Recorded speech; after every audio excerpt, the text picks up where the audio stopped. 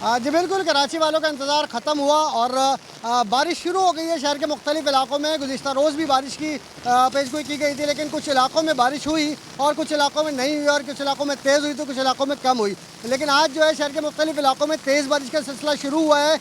मैं इस वक्त मौजूद हूँ वेस्ट हार्फ पे।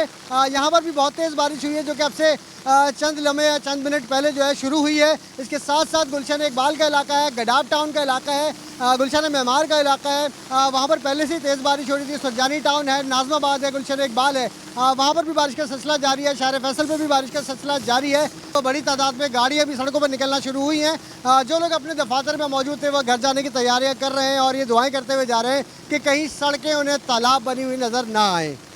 जी बिल्कुल, कराची वालों का इंतज़ार ख़त्म हुआ और बारिश शुरू हो गई है शहर के मुख्तलिफ़ इलाकों में। गुज़िश्ता रोज़ भी बारिश की पेशगोई की गई थी, लेकिन कुछ इलाकों में बारिश हुई और कुछ इलाकों में नहीं हुई और कुछ इलाकों में तेज़ हुई तो कुछ इलाकों में कम हुई। लेकिन आज जो है शहर के मुख्तलिफ़ इलाकों में तेज़ बारिश का सिलसिला शुरू हुआ है। मैं इस वक्त मौजूद हूँ वेस्ट हार्फ पे।